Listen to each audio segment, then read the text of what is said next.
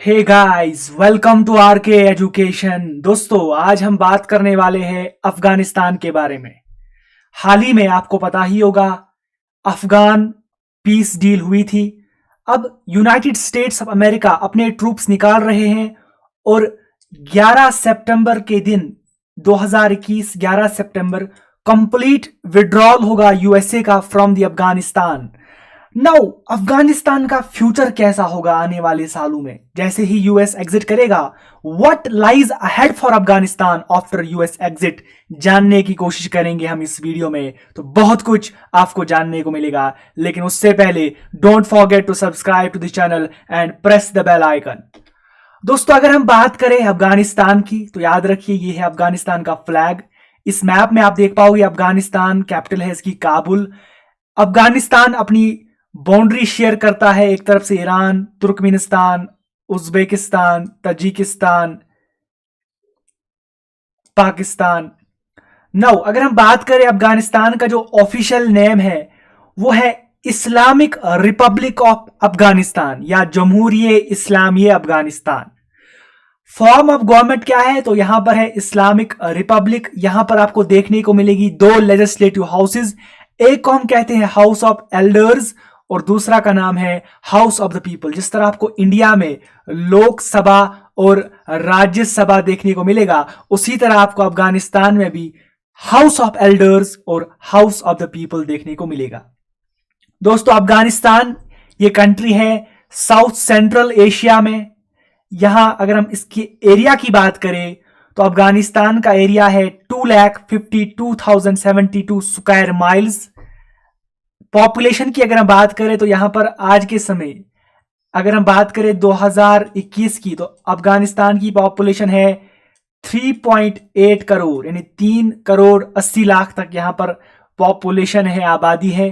Capital की अगर हम बात करें तो यहां पे आप देख पाएंगे इस मैप में अफगानिस्तान की कैपिटल है काबुल।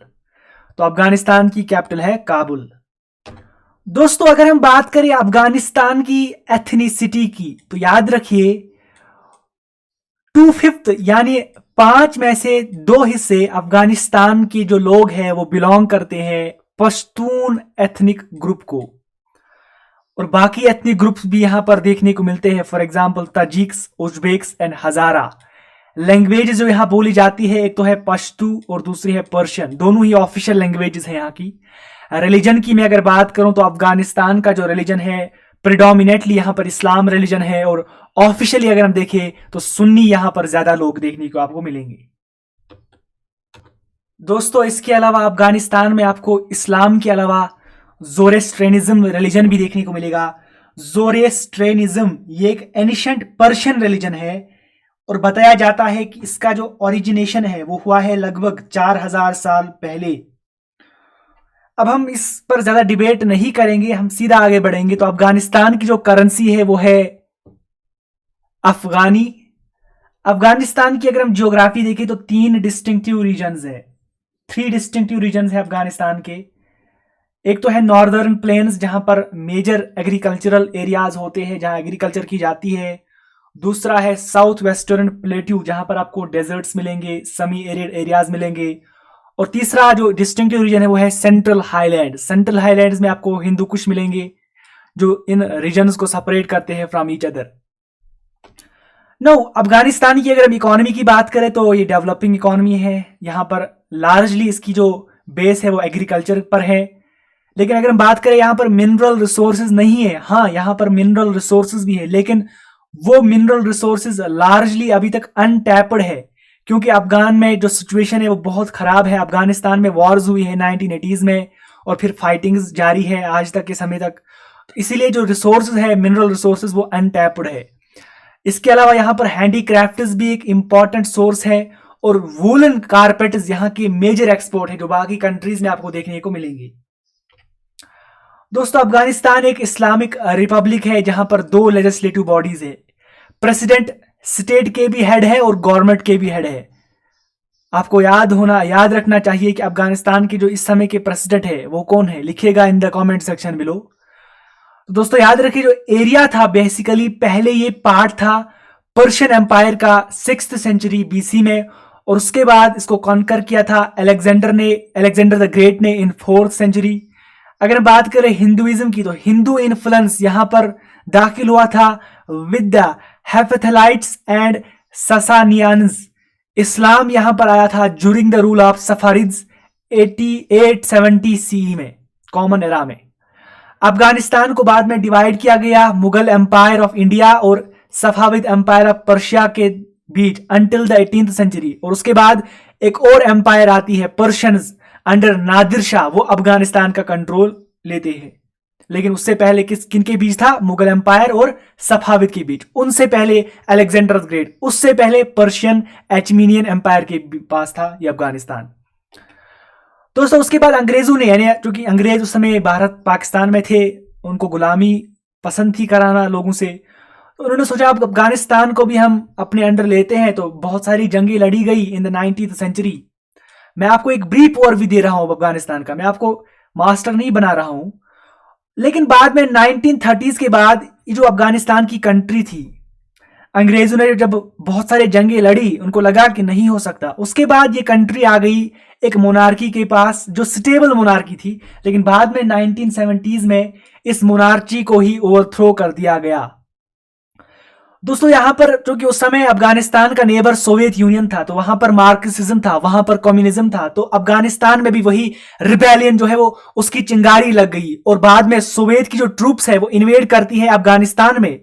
लेकिन जब अफगान के जो कुछ ऐसे लोग थे जो नहीं चाहते सोवियत यूनियन की ट्रूप्स यहां रहे, उनको हम कहते हैं अफगान गोरेलाज, तो वो प्रिवेल हो जाते हैं और वो लड़ते हैं सोवियत यूनियन के साथ। लेकिन इन अफगान मुजाहिदीन को, इन अफगान गोरेलाज को सपोर्ट मिलता है अमेरिका और पाकिस्तान का, क्योंकि उस समय अमेरिका पाकिस्तान भाई थे और इन्होंने सपोर्ट दिया अफगान मुजाहिदीन में। और इन अफगान मुजाहिदीन में उस समय मौजूद थे उसामा बिन लादेन। दोस्तों याद रखिए, जैसे ही अफगान ट्रूप्स जीतती है इस जंग को, तो सोवियत यूनियन को विड्रॉ करना पड़ता है 1989 में। अब वहां अफगानिस्तान में एक गवर्नमेंट स्टैब्लिश की जाती है 1990 में। लेकिन क्या होता है, अफगानिस्तान में जो रिबल फैक्शंस थे, यही अफगान गोरेलास, यही अफगान मुजाहिदीन, ये इस गवर्नमेंट को ही ओवरथ्रो कर देते हैं और एस्टैब्लिश करते हैं एक इस्लामिक रिपब्लिक। और 1996 में तालिबान की जो मिलिशिया है, तालिबान का मतलब होता है स्टूडेंट, ये काबुल अपने अंडर लेते हैं और एक इस्लामिक ऑर्डर एनफोर्स करते हैं।